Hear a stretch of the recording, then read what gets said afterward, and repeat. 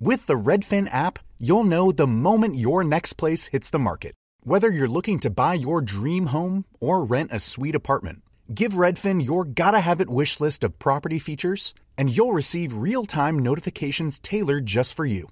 Ready to see it up close and personal? Scheduling a tour is just a tap away. Don't wait to find your perfect match. Download the Redfin app and start searching today. Bonjour, ici Patrick Pierrat, éditeur d'Info Bref. Voici l'essentiel des nouvelles en ce jeudi 13 février. Il pourrait tomber de 20 à 40 cm de neige d'ici ce soir. Une puissante tempête hivernale s'est abattue dans la nuit sur presque toutes les régions du Québec. Au plus fort de la tempête, on attend jusqu'à 5 cm de neige par heure. Des vents forts produiront de la poudrerie dans certains endroits. Plusieurs écoles ont prévu de fermer leurs portes aujourd'hui, notamment à Montréal, Québec et dans l'Outaouais. Les premiers ministres provinciaux ont été reçus à la Maison-Blanche. Lors du deuxième et dernier jour de leur mission spéciale à Washington, ils ont reçu hier une invitation de dernière minute pour rencontrer deux proches conseillers du président américain. À l'issue de la rencontre, François Legault a affirmé que l'économie du Québec ne sera plus jamais la même. En cas de tarifs américains, il n'exclut pas d'imposer une taxe sur l'exportation vers les États-Unis pour pousser les producteurs canadiens à chercher des clients ailleurs. Pour éviter des tarifs, Legault veut d'abord cependant proposer aux États-Unis un accès à long terme à l'aluminium et aux minéraux critiques canadiens. Québec veut utiliser davantage de bois dans la construction. Le gouvernement Legault souhaite utiliser au Québec une partie des tonnes de bois qui étaient jusqu'ici exportées vers les États-Unis. En effet, près de la moitié du bois québécois est envoyé chez nos voisins du Sud. Le ministre du Travail, Jean Boulet, a indiqué que le gouvernement souhaitait modifier les normes de construction pour permettre d'ériger en bois des tours de jusqu'à 12 étages et peut-être même de jusqu'à 18 étages. Actuellement, le bois peut servir à construire des bâtiments d'un maximum de 6 étages. Le meilleur scénario pour un troisième lien serait un tunnel sous le Vieux-Québec. C'est du moins la conclusion des analyses menées en interne par le ministère des Transports, qui n'a pas abandonné l'idée de construire un troisième lien autoroutier. Deux cartes illustrant plusieurs scénarios ont été présentées à l'Assemblée nationale par le député solidaire Étienne Grandmont. Il a indiqué qu'un employé du ministère lui avait fourni ces documents.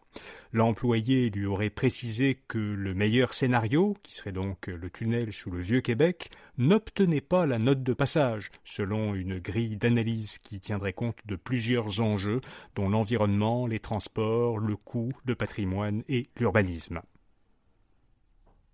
Donald Trump et Vladimir Poutine ont commencé à négocier la fin de la guerre en Ukraine. Ils ont convenu, lors d'un long échange téléphonique, de travailler ensemble, selon Trump, pour mettre fin à la guerre. Le président américain a précisé qu'il irait rencontrer son homologue russe en Arabie saoudite. Trump a également appelé Volodymyr Zelensky. Selon le président ukrainien, Trump l'a informé des détails de sa conversation avec Poutine et a discuté avec lui des façons de parvenir à la paix. Pete Hegseth, qui est le ministre américain de la Défense, a affirmé qu'il était irréaliste que l'Ukraine revienne à ses frontières de 2014 avant que la Russie annexe la péninsule de Crimée. Ottawa a choisi l'entreprise montréalaise CAE pour former les pilotes de l'aviation royale canadienne.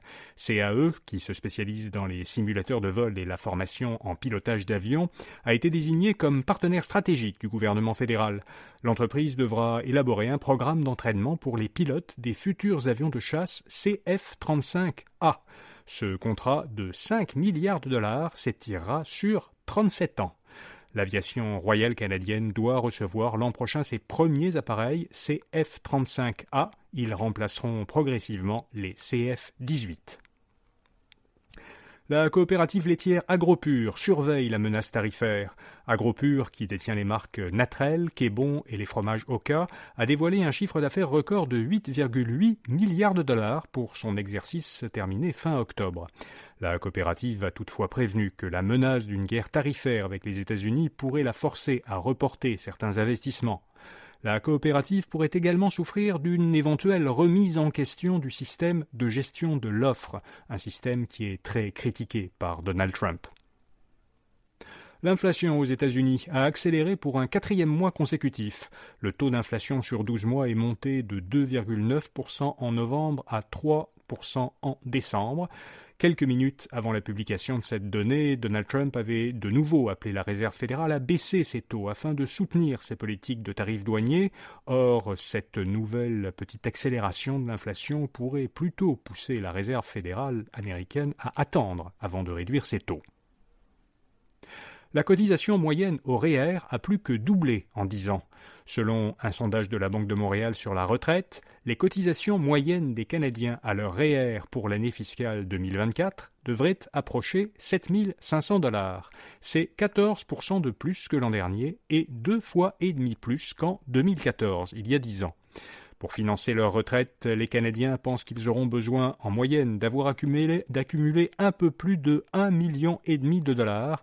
Cela représente une baisse d'environ 200 000 $ par rapport à leur estimation de l'an dernier. Et puis il y a une forte diminution du nombre de véhicules volés, selon l'organisme Équité Association, qui est financé par des assureurs de dommages. Un peu plus de 10 000 véhicules ont été volés l'an dernier au Québec, soit 32% de moins que l'année précédente. L'organisme explique cette diminution par la sensibilisation du public et par une meilleure collaboration entre différentes instances, dont les gouvernements, les services de police et les services frontaliers, pour lutter contre le vol de véhicules. Cependant, près de 6 véhicules volés sur 10 n'ont pas été retrouvés. Voilà, vous savez l'essentiel. Bonne journée et à demain matin. What makes a great pair of glasses? At Warby Parker, it's all the invisible extras without the extra cost. Their designer quality frames start at $95, including prescription lenses, plus scratch-resistant, smudge-resistant, and anti-reflective coatings, and UV protection, and free adjustments for life. To find your next pair of glasses, sunglasses, or contact lenses, or to find the Warby Parker store nearest you, head over to warbyparker.com. That's warbyparker.com.